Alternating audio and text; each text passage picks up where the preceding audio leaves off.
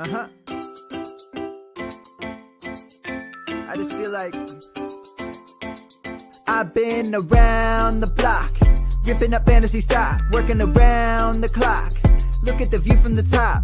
Researching rookies a lot? No, I just be listening to pods. Yeah, one in particular, I'm just a messenger. Let me just pass on the rock. Browning, brunning, pruning, pronouncing ain't what he's doing. What he's doing is not losing, but infusing you with new things. And there's Dennis the Bennett, yeah. The man is a menace, yeah. Building a dynasty, some of the finest things. Promise you, you won't regret it.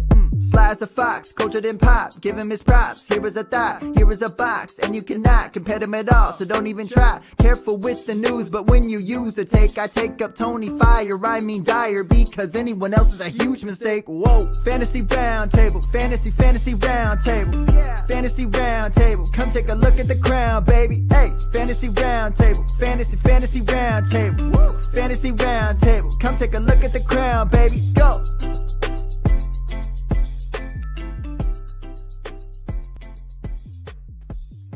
What is going on, everybody, and welcome to another episode of the Fantasy Football Roundtable podcast. It is Friday, March 4th. We've got the NFL Combine going on. Excited to be back. We are, as always, proud to be a part of the Pigskin Podcast Network. You can find them at PigskinPodNet on Twitter, or you can search the hashtag TPPN as we tag all of our live shows, as does everybody else that is a part of this incredible network. NFL Combine, we're going to talk some NFL news. We've got some extensions, some possible cuts as the new NFL league year is almost upon us, as is free agency. And, of course, the Combine. I know weigh-ins were going on. I don't think 40-yard dashes and drills have started just yet for running backs. We will be discussing all of that today. Dennis, Matt, is good to be back with you guys. How is your Friday going? Well, welcome back, my friend. It's good to see you. I'm glad things are looking up, your own knee aside. Always, yes, always. It's always looking up in the beautiful city of where I don't want to announce where I'm at anymore. I've got some hate mail recently. The beautiful fantasy football city, put it that way. No, things are going good, man. I'm excited for the Combine. It's, it isn't the be all end all of things, but it is another data point. It is gets you some definite. Dennis is so happy you're back. He got choked up. I mean, I was too. It took me a minute. I was. I was going to tell you, I don't know if you watched all the shows when you were in here, but, sometimes you struggle with, I almost forgot to put us into the show. I felt every bit of that on Monday. Sorry about that. My internet seems to be very glitchy today. It was warm, and I don't know what's going on.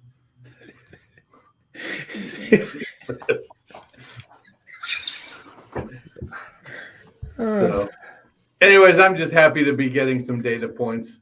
It was, wasn't it weird? It was so interesting measurements I saw. Like, didn't Drake London he was only like 6'3.5"? Yeah, almost practically 6'4", I believe, which I think is better for him. I'm a Jordan Backus, who does a lot of analytics stuff for Ray Garvin over at Prospect Talk, was talking about the hit rate for wide receivers between 6 foot and 6'4" is a whole lot better than anybody above 6'4". Right. So the fact that he came in like that helps him out. But yeah, he came in lower than 6'5", and we've got all kinds of stuff. We got a bunch of measurements in for running backs. The big one, obviously, the one everybody was talking about, and Kyren Williams, as we were all hoping he would come in over 200 pounds. That did not happen. So we can discuss all that here in a minute. But there are some very interesting NFL news nuggets that have come out here the past couple of days. The biggest one being Amari Cooper, which dropped early. I think it was actually late last night, and then a lot of talk this morning, especially down here in Texas, that he is likely going to be cut. They owe him $20 million later this month. If they cut him, they can get out from some of that. A lot of talks that they want to bring back Michael Gallup and Dalton Schultz. Matt, you are the resident Cowboy fan on the podcast. What are your thoughts on what that does? I mean, Amari Cooper, I think it's fair to say, has been up and down, not just for the Cowboys, but for us in fantasy. Seems that he's been a good fit since coming over from the Raiders. As much crap as I've liked to give him, he's always produced. This could be a big hit, not just for his fantasy value, but for the Cowboys losing such a good wide receiving option like Cooper. Yeah, I get it though. Dak had such great chemistry with Dalton Schultz, wanting to be able to bring him back. I think they had really kind of found the tight end for a long time. We thought it might be Blake Jarwin, but it seems like they had great things with Schultz. They have a great receiver in CeeDee Lamb. The question was, Michael Gallup. It seems like, and that's our news story below, which I think these two kind of fold together, that they're very close to re-signing Gallup. Which it makes more sense that there's talk about releasing Amari Cooper if they're bringing Gallup back and planning to get Schultz, than if it's just, we're releasing Amari Cooper because wide receivers don't matter and we're going to enjoy some 2015 version of the Dallas Cowboys or 2017. I don't remember, right before they traded Cooper for Cooper. I think Cooper will find a landing spot. There's already been talk about him potentially going to the Patriots. Which they definitely could use a possession receiver. What I found a little bit interesting is it felt like when we've had our discussions and stuff that Cooper does something kind of unique from what Gallup and Lamb were doing. And it's interesting that they seem to have settled on those two, but maybe it's a price point. Maybe it's trying to give some financial flexibility. Yeah, it's completely about the contract and what they can get out of. They can't get out of Zeke's contract. They can get out of Amari's contract. It is what it is. You have to make tough decisions. Amari, I don't know who's going to trade for him, because if you trade for him, you're going to owe him $20 million a year for the next 3 years. But if you sign him as a free agent, you can negotiate your own deal. And there are some teams, the Jaguars, for instance, have a whole bunch of money. The Dolphins have a whole bunch of money. So they could theoretically outbid everybody else if he makes it to free agency. I don't know, if you're Dallas, what's the lowest pick you would take to move him?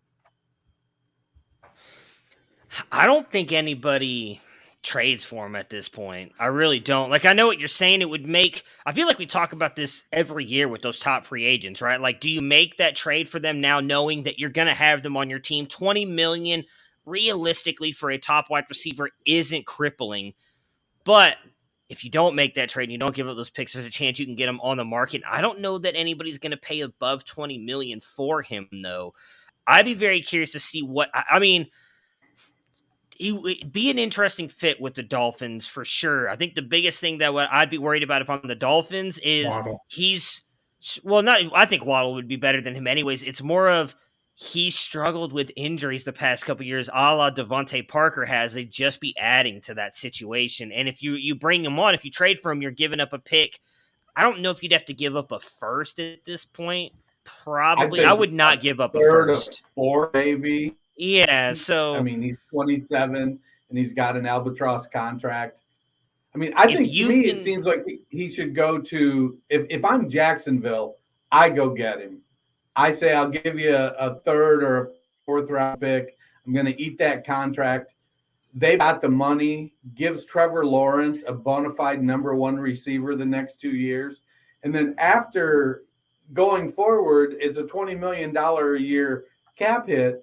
But the dead money isn't significant. It's 6, 4, and 2 the next 3 years.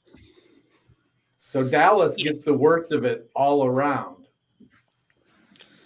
Yeah, I think I guess Jacksonville wouldn't be bad. I don't know. I think if I'm a GM, I'm probably not making that trade. And just if you could get him for a fourth, I'd probably do it. I feel like that might be worth it at that point. Anything above that, I think I'd just rather take a shot on him in free agency and see what happens. But I mean, that's just me. I mean, sometimes you like the guarantee of knowing you're not having to compete. I mean, in a third round pick for Amari Cooper, who's still he's a top 24 wide receiver. Maybe higher. For some of us, he never was. So yeah, he never was. Never. He's in, never will be. There's some consistency issues, but I mean, they're not. Jacksonville is not going to draft a wide receiver at number 1. You take an O lineman, you take another need at round 2, and at round 3, are you going to get a wide receiver the caliber of Amari Cooper with your 3rd round pick? Who's going to immediately be the best wide receiver on your team by a wide margin? Yeah, I mean, it's just, I don't know. I guess maybe I'm looking at it from a fantasy side of things, which obviously Jacksonville doesn't, like, if you're a contending team in fantasy, you're probably not trading for him, in my opinion. And a team like the Jaguars, obviously in real life in the NFL, is probably not contending for much. So to me, it almost makes no sense to do that. But if they have the money, it wouldn't matter. It wouldn't hurt to get them another weapon. I know that they've talked about trying to bring Chark back on like a 1-year prove it deal. It'll be interesting to see what happens with Cooper because, like I said, he's been better than what I thought every single year. Every year, I'm like, I think this is the year he falls off. Then he ends up proving it, even dealing with the injury. So I'm very interested to see what happens with Amari Cooper. Dallas is close, according to Adam Schefter, in re-signing Michael Gallup. I mean, Dennis, that's an interesting thing for us. I feel like the past couple of years we've been saying, can't wait for Michael Gallup to get out of Dallas because he's got the skills, and wherever he goes, he's probably going to be a good wide receiver too. With Cooper moving on, Lamb likely being now the new one, if they re-sign Dalton Schultz and Michael Gallup, is that a good thing for Gallup and his dynasty value? I think it's a great thing for Gallup, continuing to play with Dak Prescott. You're somewhere where you're comfortable. You have an established role. You have chemistry with the quarterback. Dallas needs to invest in a couple more offensive linemen to keep Dak healthy. But Lamb is going to move into that number 1 role. That's what he's been viewed as since he came into the league out of Oklahoma. They like Cedric Wilson. They like Noah Brown. Those at the wide receiver 3 and wide receiver 4 roles, those 2 guys give them reasonably priced production. They'll probably bring in somebody else, whether through the draft or a veteran wide receiver. But if I'm Michael Gallup and I could go and ascend to my, for lack of a better term, rightly wide receiver 2 role on a team, why not stay where I know what's going on? I know the offense. And I don't have to learn something new. Maybe he says it is a bad karma because I got injured a couple times there. But no, I like Gallup, and that allows him the money to bring back Wilson in free agency along with Schultz. Jarwin, it sounds like he may be heading towards career-ending hip injury. Yeah, he hasn't been a super big contributor the last 2 years either, if you're talking about Jarwin. So that would kind of make some sense, especially since he's got a pretty decent sized contract that they could get rid of. I was going to say the same thing as you put in there, that Wilson's an unrestricted free agent. Dallas probably, I mean, so Amari Cooper, I was just looking at the numbers. It's $20 million plus. It's a $22 million actual cap hit if he plays for them this season, because $20 million salary, $6 million signing bonus. It's only $6 million in dead cap for a team like the Cowboys that has cap issues. It makes sense that they would move on from that and get, I would imagine, almost with the savings from that, they could probably get both Gallup and Schultz, which benefits them more overall as a team, and then go get some complementary pieces. For Gallup, I don't think it's a bad move. I'm going to say right now for his stock, it's neutral.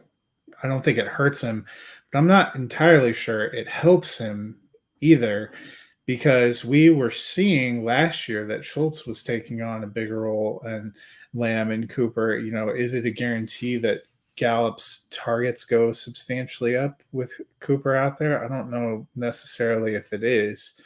I think the Cowboys still also have some work to do in the backfield, so that this might just be the first set of dominoes in a little bit of an offensive makeover for Dallas, because they're rumored to be losing some of their interior linemen too. Sorry, Thundersmith. I was not looking at the comments. I see what I see that you're. I'm looking at all the stuff now, so I apologize about that. But yeah, I would say that we agree. Paying top wide receivers in free agency, I don't know if it's a recipe for disaster, but I believe there is a stat that proves that none of the top wide receivers have made it to the Super Bowl, I think, since Julio Jones, and then Atlanta did not win that Super Bowl. So obviously, it's probably not the best way to build a team around. And then Joe mentioned, but welcome, Joe. You do a lot of commenting on our YouTube videos. I do appreciate that. I always love interacting with you. Said that it would aid Trevor Lawrence, which is true.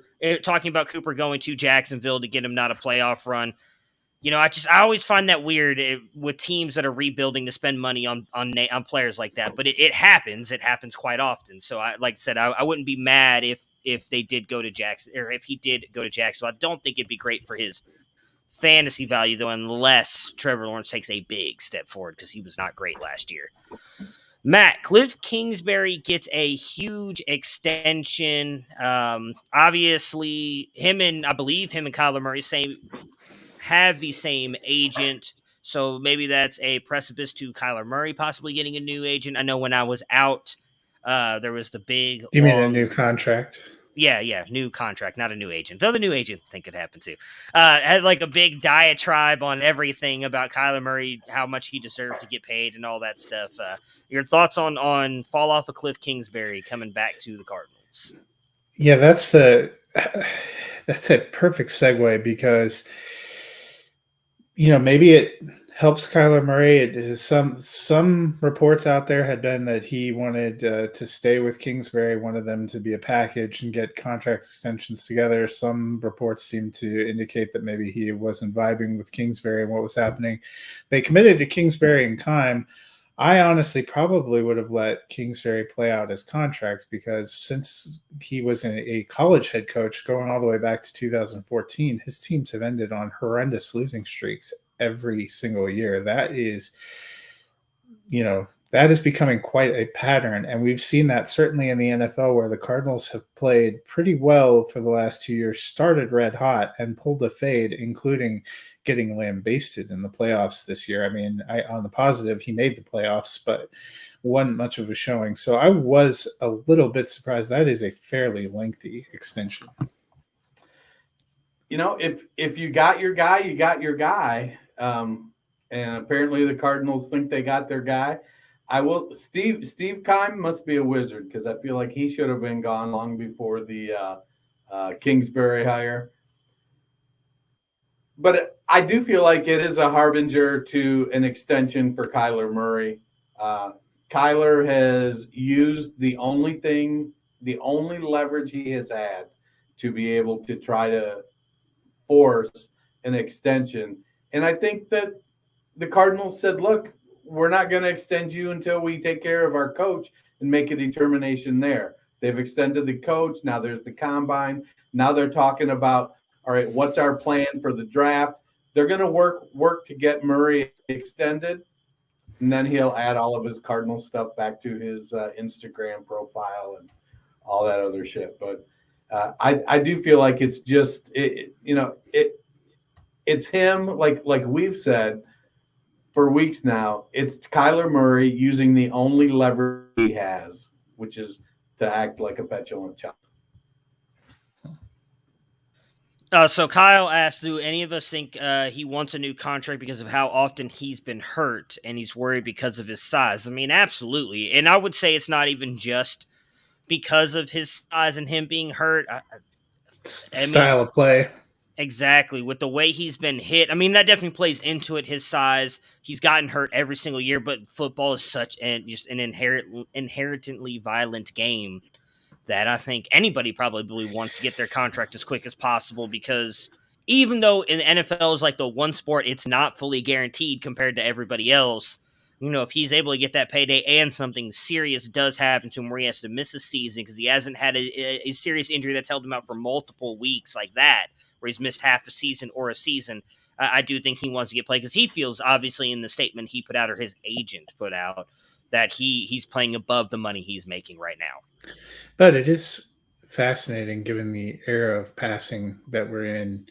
In none of his 3 years has he cracked 4,000 yards or 30 touchdowns, which you might point out that Lamar Jackson hasn't cracked 4,000 yards, but he was over 30 touchdowns once, and he's put up much bigger rushing numbers than what we've seen. Yeah, I wonder, Has he put up over 4,000 combined? Because like Murray went backwards on rushing this year. Jackson has definitely put up over 4,000 combined. It is possible that in his second year, Murray hasn't been far off of 4,000 passing. But I was kind of surprised. I was looking at some Dynasty QB stuff today. When you pull up Kyler Murray stats, no 4,000 yard season, but also no touchdowns in the 30s, which, those are a couple of markers. All right, Dennis, Cole Beasley has been granted permission to seek a trade. What does this mean for his dynasty value? And is this rocket ship emoji up finally for Gabriel Davis? We kept hoping. Is this the playoff, the playoff breakout? Is that what that means for him? I think so. They like Isaiah McKenzie, and McKenzie can do Cole Beasley things plus. Gabriel Davis, we've seen him perform better than the Emmanuel Sanders role. I think Sanders is gone as a free agent. Beasley is there, but he sees the writing on the wall, and the team basically was not as clear to him as the Cowboys were to Amari Cooper. But what they've said basically is, hey, why don't you find a trade because we're going to cut you. I think they feel like they have more talent. Or if they keep him, I think he's going to be their wide receiver 4 because he's getting passed up by McKenzie and by Gabe Davis. I think Beasley has something to offer, but I don't think he's a consistent fantasy producer. I feel like he's entering that part of his career where he's going to bounce from bottom feeder to bottom feeder to stay higher up on the depth chart until maybe he gets a real opportunity to win a Super Bowl somewhere. And then he just, takes a ring. I feel like that's where Beasley's career is going. Either that or maybe he's got a Grammy-winning rap album coming out. So Joe pointed out that McKenzie is a free agent, which is true, but I think he would be a little easier to bring back at a cost. Beasley, let's be honest, nobody probably was happier that the COVID protocols were gotten rid of in the NFL than Cole Beasley. He was kind of an off-field distraction. There was a lot of questions coming in, and then he didn't have a spectacular play on the season. I think they do like McKenzie. That could be somebody to bring back. I think Gabe Davis is coming on. That's good. But I also think it was somewhat the emergence of Dawson Knox at tight end, and a guy that seemed to have great chemistry with Josh Allen that they can roll with. The other thing is, this is a bottom line business. Cole Beasley, it's $1.5 million if they end up releasing him. He's $7.6 million against the cap if he plays this year. I don't know if what he brings at this stage of his career and what they're doing on offense is worth that, especially if you could end up going and snapping like an Isaiah McKenzie that would go in at, $1.5 to $2 million. Yeah, I think it's just everything combined together. I mean, we know that clearly all the COVID stuff and everything Beasley talked about last year, which again, we're not going to dive into the politics part of it. It's his choice to do whatever he wants, but clearly that was an issue for a lot of the Buffalo Bills players. Didn't really produce the way he had the past couple years, and I do think kind of Gabriel Davis and Dawson Knox, both of those guys coming on the way that they did throughout the end of that season, is probably at a point where money-wise it just makes more sense to kind of move on and build around the young core. All right, let's talk a little bit about the Combine. Yesterday we got wide receivers and quarterbacks, and it was a fun day. If you're watching the 40s at least, all the applauding. Obviously, there's some issues with the laser there on the second group that caused a little bit of Twitter fire yesterday, but then things got corrected. Matt, what stuck out to you so far at the Combine? You are muted. I was muted. I can't remember the name of the wide receiver who went from they thought he set an overall record to running a 4.38. Tyquan Tolbert. Yeah. 4.21 to 4.38 is not just a little bit of a problem. 2.8, 6 seconds. It dropped 6. It only dropped 6 seconds. Oh, his wasn't as bad. When I was looking at the official times, it looked like they. Who was it? It was so Chris Olave's was a big Thornton dropper. was still the fastest, yeah. Yeah. So Tyquan Thornton dropped from 4.21 to 4.28. Chris Olave went from a 4.26 to 4.39, and I think Alec Pierce was another big one. He was at like 4.31 and dropped to 4.41. So those were kind of the biggest guys who dropped. Like Bo Melton's didn't change at all, which was I thought he'd be good. I did not expect him to come in that fast. But the top three were Tyquan Thornton at 4.28, Velus Jones at 4.31, and then Calvin Austin at 4.32. So there's always interesting things at the combine, measurements. Obviously we saw today a lot of people were kind of bummed about the weight and everything for Kyron Williams. I know a running back you like. Kenny Pickett having the smallest hands like in history. And then I guess I glossed over, didn't realize how many fumbles he had in college. That sort of gave me a little moment of pause. I know he did pretty well in the passing drills and stuff. But that definitely is something you're going to think about. One of the coolest things out of the combine that I saw on Twitter actually had nothing to do with the combine. I don't know if you guys saw the post of Malik Willis helping gentleman pack up his things outside, just taking a moment, helping, kind of showed a little bit of character. Those are some of the nice moments. Among prospects yesterday, it seemed like Sky Moore had a pretty good day. He's an interesting prospect that I've seen a few guys pumping up. I'll be curious to see where he starts coming up in mock drafts now. Yeah, the Pickett thing with the hands to me, I guess, wasn't so much of an issue. My expectation is when he comes to the NFL, he's going to fumble the ball because historically he's fumbled the ball. Maybe that's because he's got small hands. Maybe it's not. I'm more, but he played in Pittsburgh. It's not like Pittsburgh is, South Beach. It gets cold and snowy in the winter. Last year he got lucky and had pretty good weather all season. He's played in some poor weather up in Pittsburgh and won some games there. I'm more concerned that it took him 5 years to break out.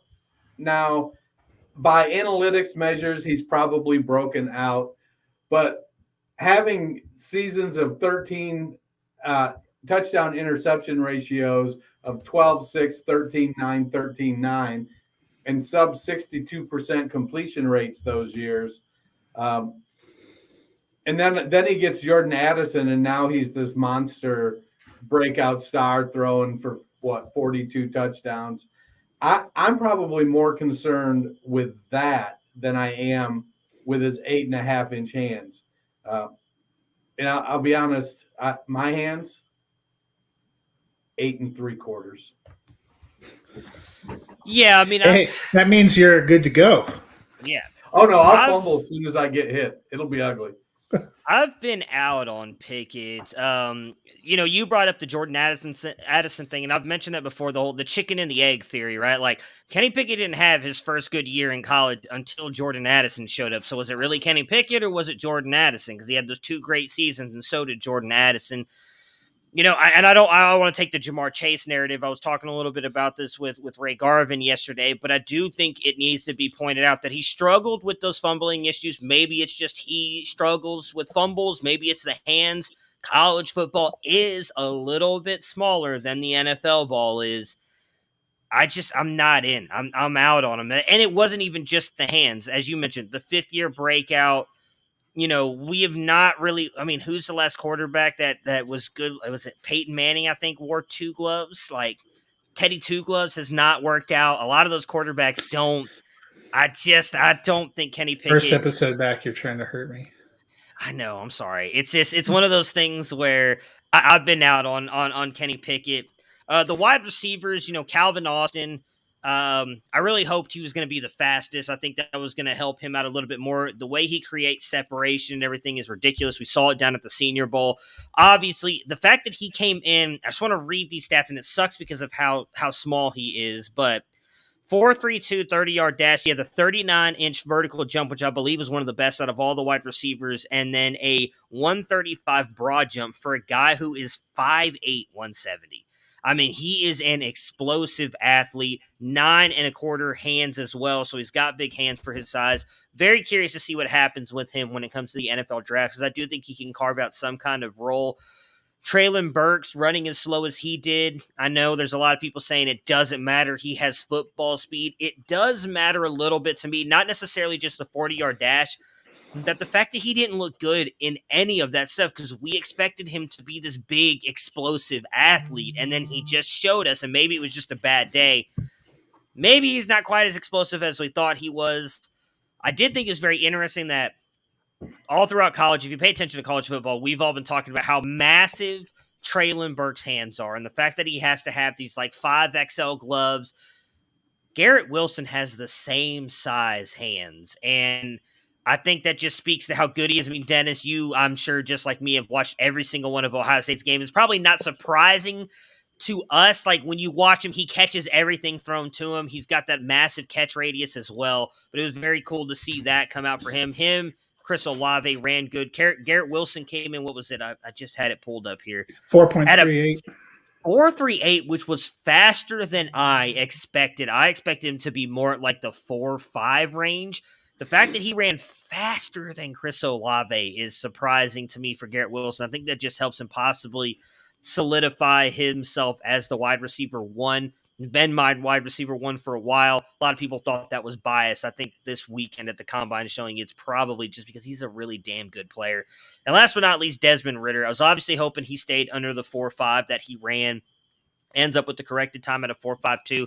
Believe that's the fastest quarterback, up with Marcus Mariota. Very intrigued. Like I said, he's got the skills. He's got the talent. He's highly erratic at times and just not consistent. But if he goes to an offense that builds around him, I'm not comparing him to Josh Allen, because Josh Allen, in my opinion, is a unicorn like Lamar Jackson. But can an offense build around him enough that he becomes a tad bit more consistent? I thought those were all guys who were very interesting this weekend. Did you see Patrick Mahomes' tweet?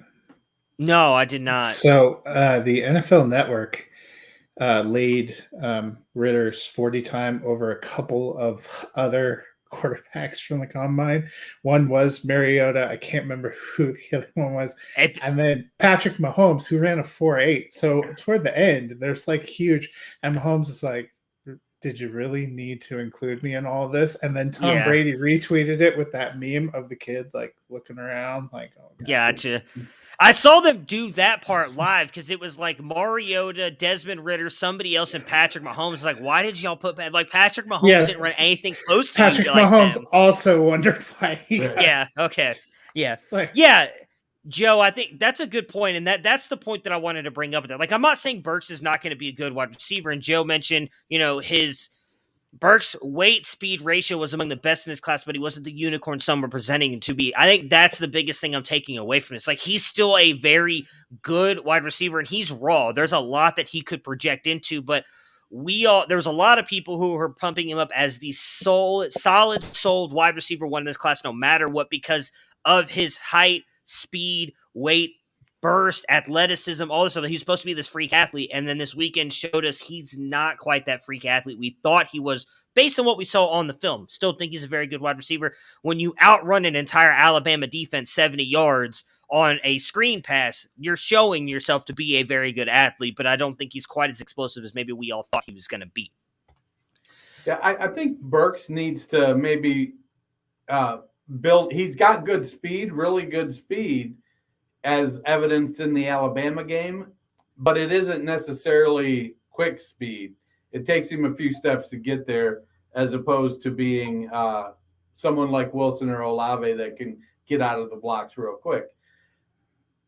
The explosion numbers, I think, are a little bit concerning, but I still think he's a good wide receiver. He probably is going to have more of a pedestrian rookie season, I think, unless he goes somewhere that basically doesn't have anybody else, and they're like, you're going to have to do it, son. You're all we got. I love that Wilson and Olave ran so fast. I mean, let me ask you this, Matt. You've been for years, you were a Rondale Moore guys. Like, what's the difference between Calvin Austin and Rondale Moore? Like, why should, after watching a season of Rondale Moore, why should I be excited about Calvin Austin?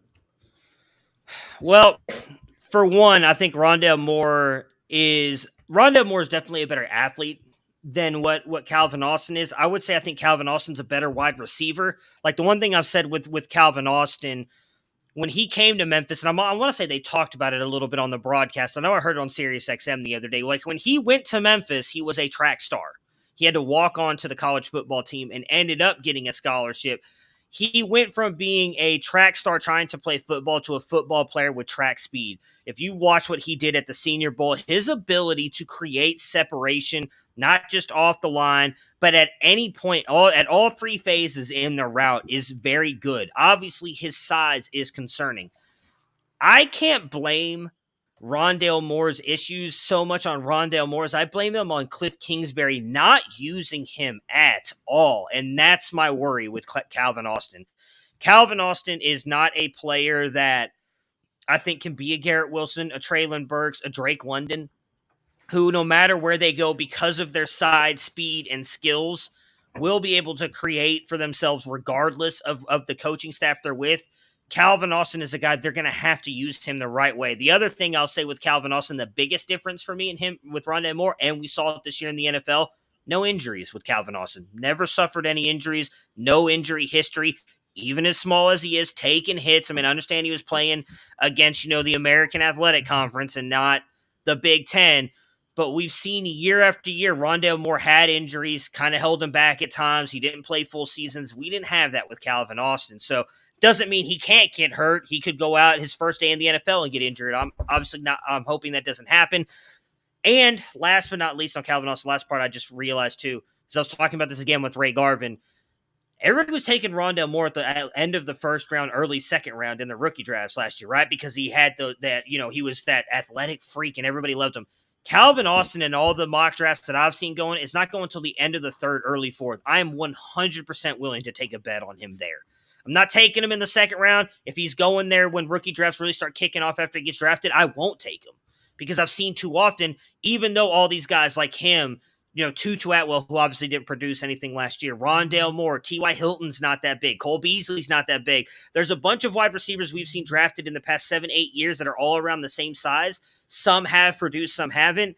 If he's going in the third and fourth round, I will 100% take a chance on him because if he lands in an offense that uses him the right way, he will be very good. So that's just my thing. Take it. If you don't want to, I don't blame you. 5'8", I think I just had it up and then I closed out of it. I think he's 5'8", 170 5'7" 3/4, 170 pounds. I mean, so it puts him at 3/4 of an inch taller than Rondale Moore. Right. And what the other reason I'm betting on him is because, a guy that everybody still loves in Wan'Dale Robinson out of Kentucky, right, had that really great year this year with Kentucky, is 5'8", 170. So he's only 8 pounds heavier, and Austin is so much more explosive than him. Yeah. But yet everybody's talking about taking Wan'Dale still in the second round of a rookie draft, which is exactly why I've loved Calvin Austin for the past couple of years. I would completely pivot and be willing to take Calvin Austin around later and think that he's got a better chance than a guy like Wan'Dale, who I don't think is quite as explosive as Austin is. Right on. A couple other guys I watched that I really am interested in. I thought Dotson killed it. He looks so smooth catching the ball. I'm interested to see where he lands because I feel like he's going to have an opportunity to take somebody's job. And then another guy, and I didn't really see much of him doing drills at the combine yet. I haven't went back and watched it. But Ty Freifogel out of Indiana, I just know he killed the Buckeyes every time we played him. He was virtually unstoppable. And to me, he's like a little bit bigger Hunter Renfrow. He's that guy that you just are not going to expect anything from. And he's just going to come in and always produce. Yeah, Joe, there's a lot of people who I agree with. A lot of people were very interested in Wan'Dale until yesterday, but there are still some who do. Like the fact that he came in at 5'8". There were people who were expecting him to be even smaller than that. I think he was almost 5'9". I can't remember exactly what his measure. All I have on here is 5'8". So Yeah. And again, there's still people taking him early from the mock drafts that I saw. I'm very interested to see if he falls any more now. Once the combine ends this weekend and more people start doing mock drafts, if he falls a little bit more. So is George Pickens going to be able to stay healthy? I think so. He's really only had the one big injury, just the ACL. 4.47 looked nice, man. So Rondale, it says he came in 5'8", 178, but he had been listed at 5'11", 185. Yeah, that's college program. Yeah, that's the big thing. Like, and that was the big rumor leading into the combine, because someone found a picture of like him at one point talking to Nick Saban, and they were the same height, and everybody's like, yeah, Nick Saban's like 5'6", 5'7", and we were like, oh shit, like if Wandale's that tall. And I think 5'8" is better obviously than 5'6", but again, I just when you look at those smaller guys, typically they don't pan out as well. So, and his 40 was 4.44, which, as he said, is behind what Calvin Austin produced. Editing mock drafts and Wandale Robinson articles, and not being able to confidently go, he's not 5'11". I need to change that. And like, no, he's not. I know he's not. I don't have confirmation yet, but he's not 5'11". Yeah, I mean, most of these guys aren't. We know that these schools overlist on height and weight, but I don't think you're expecting like 3 inches. Usually it's like an inch, maybe 2. It's not, oh yeah, this guy's like almost 6 foot, and there's like, no, he's actually only 5'8". It's like, oh, okay, like shit. So I'm having a crisis though, and I need you guys to help me. So why is it that I'm out on Christian Watson because he drops the ball so much, but he's like a doppelganger for Marquez Valdes-Scantling? Doesn't Marquez Valdes-Scantling drop the ball a lot too? I know, yeah. I can't reconcile it. It's like they're the same dude, and I like one and I don't the other. Because you saw what happened with Marquez. I think like subconsciously you're telling yourself like, I've already seen what happens with this player in the NFL. Fade now. Like you can't bail. It's like me with I'm never gonna. Well, I won't bail off Sam Howell. It reminds me a lot of Baker, and I'm like, because I can't give up on Baker just yet. I don't. Watson's a guy I still have not had a chance to look at. I mean, Jared, obviously, over there with you at Dynasty Nerds, I saw some stuff on him on Twitter, and he said that he really likes him. Going back and look at the film, you can obviously, I think you guys just uploaded some as well at the Nerds Film Room, so you guys can go check that out. I have yet to have a chance to really go look at him, but I mean, he came in at 4.36. That's good speed. I'm told that drops don't matter. So I guess at the end of the day, it doesn't matter. But, if he comes in with that speed and he's as good as some guys like Jared say he is, I think he's going to get drafted highly. And there's people like Jared and Ray who are saying I think he's going to be like a top 50 pick in the NFL. And if that's the case, he's going to go early in rookie drafts. I mean, you're going to have somebody that says, look, this dude is 6'4" and 212 pounds, and he runs a 4.39. Somebody's going to go, I can fix the hands. I can fix the hands. I'm just picturing that guy in the replacement. It's like, Coach, I look like an elephant. Yeah, I forgot what they put on his hands, but yeah, I was thinking about that too. Dennis, do you want to tell everybody really quick where they can win some money this weekend with DraftKings? Man, we're in the middle of the combine. We're all jazzed up, trying to get stuff done. We got NBA going on, barreling down the pipe towards the NHL playoffs. Lots of stuff happening. Hoops fans, the latest offer from DraftKings Sportsbook, an official sports betting partner of the NBA, is too good to pass up. I'm talking between the legs, 360 windmill good.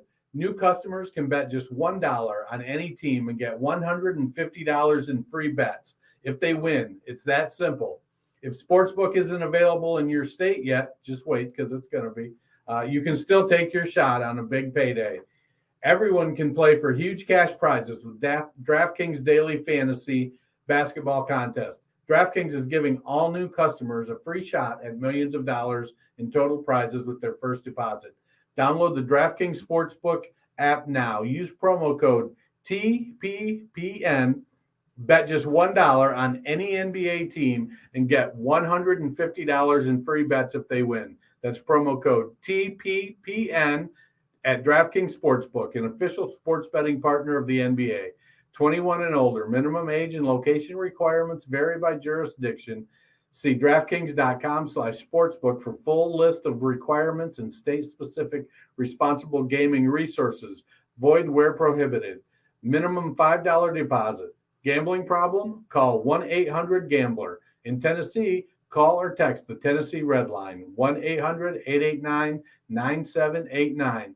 In Connecticut, call 888-789-7777 or visit ccpg.org/chat. In New York, call 877-846-7369. That's 877-8-HOPE-NEW YORK or text HOPE New York 467-369. All right, so a couple of guys that really stood out for me. Dennis, you mentioned a minute ago George Pickens ends up running a 4.47. Where did it just go? Yeah. I just had it up.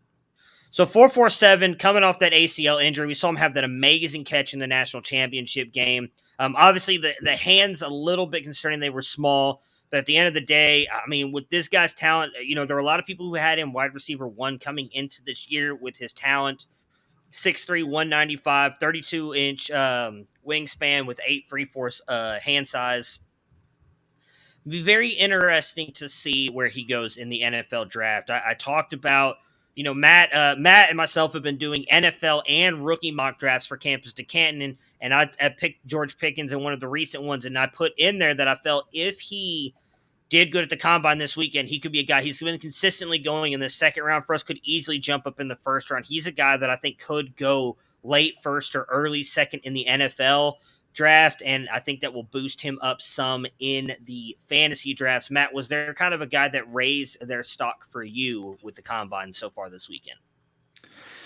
Yeah, I mentioned I liked what Sky Moore had done. I'm kind of with you with Desmond Ridder. It was interesting. Probably saw Kenny Pickett maybe come down a little bit. Desmond Ridder coming up. There was a lot of people that were talking about in the right system, they could actually see him ending up, getting a chance to start and doing well, which we've seen the last couple of years with some of these quarterbacks who maybe go later. I'm actually, starting to think that more of the quarterbacks is going to be more like, was it 2019 when Murray came out, where only a couple guys go in the first round, you get more guys in the second round because people just aren't sure. So I think he definitely rose a little for me. From the quarterbacks, I think I liked the real winner for me right now still is Matt Corral, who can't participate, but he measured in at 6'1.5", which is a good height. He isn't small. I'm still a big Sam Howell fan. I still like him. I think if you're looking for a project that's not a mobile athletic guy, I still like Carson Strong there.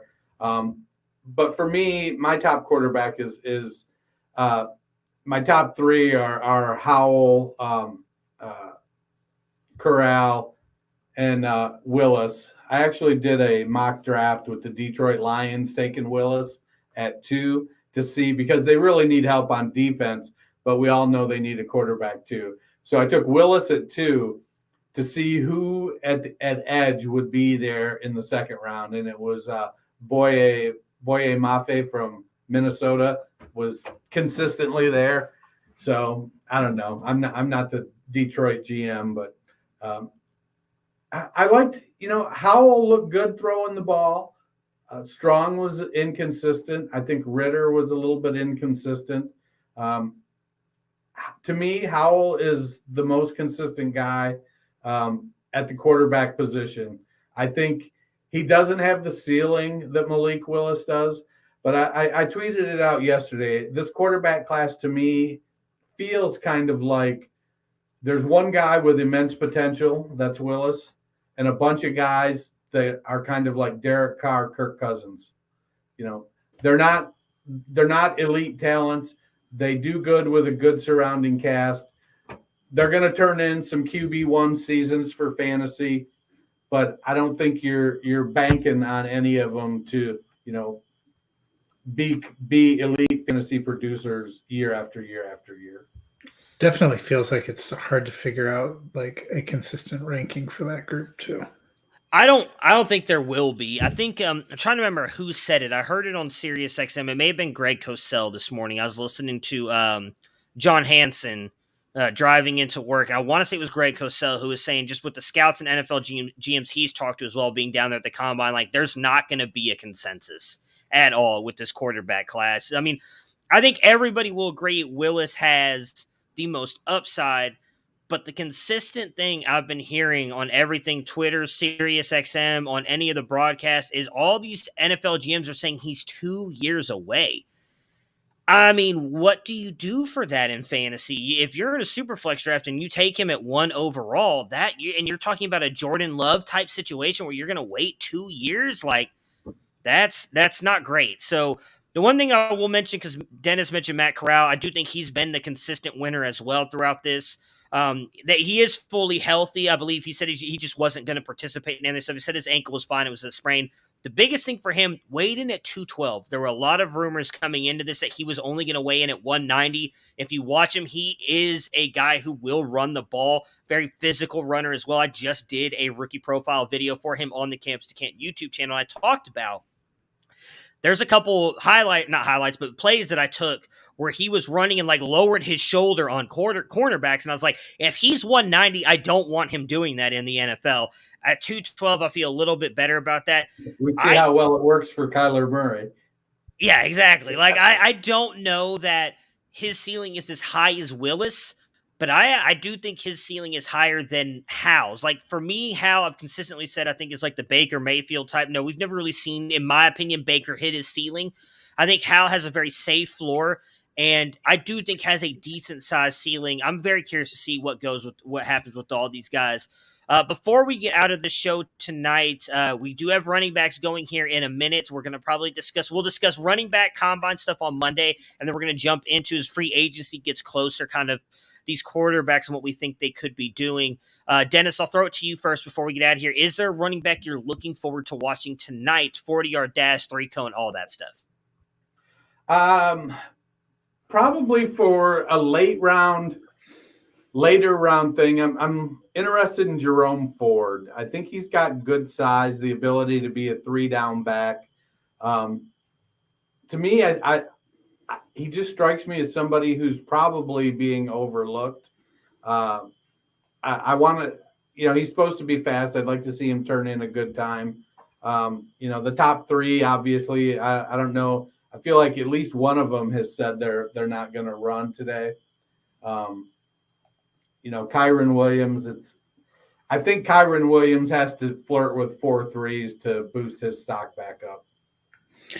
Yeah, I think that's it for me is beyond kind of Spiller, Hall, and Walker, which 1 or 2 running backs are really going to establish themselves and which 1 or 2 are going to start to slide down because, we're in that season where I've looked at probably 10 different people's set of rankings, and you usually have some combination of those 3 and or Williams in the top 4, and then it's just a hodgepodge afterward, and hopefully something like this helps to paint a clearer picture. Yeah, I mean, Rachaad White weighing in, I think he was over I can't remember what he was now. I was trying to find it. Rachaad White, though, came in with a good weight. I'm excited to see what he runs. My big one is Abram Smith. I listened to his interview this morning. I've been very high on him. I know Garrett Price has talked about him. He's a guy that Garrett likes as well. And Garrett, former running back himself, he knows running back. So I'm glad that Garrett's on board with him. Abram Smith gave an interview today saying that he's going to run a lot faster than people think because he wasn't really asked to do that at Baylor. He was asked to kind of be that physical style runner, converted linebacker. So I'm excited to see what he runs. Then, like as you just mentioned, Matt, Rachaad White, Tyler Algier, all those guys that are kind of grouped in behind, in my opinion, the top 4, which is Breece, Spiller, Kenneth Walker, and Kyron Williams. Even though Kyron came in at 194, I think for most, he's probably still going to stick at least in the top 5 because his overall skill set is so good. I'm very curious to see what that second group does. Jerome Ford, though, Dennis, I think will be the fastest running back out of everybody today. I would not be surprised if he runs the fastest. It looks like Rachaad White weighed in at 214. Okay, gotcha. So and that's better than I thought. So the other guy, who was it? I was excited to see James Cook weigh in at 199 because I think he has that. He's a guy that could be that PPR back, I think, in the NFL. And at 200 pounds, I don't think you want him carrying the ball a lot. Jerry and Ely was pretty small. That was at 5'8". It was amazing to see guys who we thought were coming out last year that didn't. Max Borghi and CJ Verdell, they were like 5'8" and 5'9". It's not surprising. Is my first year in Devy, Max Borghi was all the talk about being the next Christian McCaffrey, and just like how quickly that narrative went away once people realized he's not quite as good as we thought he was. Before we get out of here, Dennis, you want to tell everybody a way that they can help improve or a tool that they can use to help improve their dynasty teams this offseason? Yeah, you can use the Dynasty GM. That's how I use to navigate all of my 20 dynasty teams. Do you want to dominate your dynasty league? The Dynasty GM from Dynasty Nerds is the tool you need to get the job done. It integrates seamlessly with your MFL, Sleeper, Flea Flicker, and FFPC leagues. Use the League Analyzer to identify your team's strengths and weaknesses. Use the Trade Calculator to put together league-winning deals. The Player Shares Tracker to keep track of how many shares of Jerome Ford I'm drafting this year. And get exclusive rankings and more. Use code Roundtable, all one word, Roundtable, for 15% off the monthly or annual subscription. Bundle the Dynasty GM with the Nerd Herd to save even more. All right, so that'll do it for us today. Everybody enjoy the running backs. I know they just did their verticals and stuff, 40-yard dashes, and drills should be coming soon. We'll be back on Monday to talk about how the running backs did at the Combine, and we'll talk some quarterbacks in free agency or possible guys moving in trades. Everybody have a good weekend.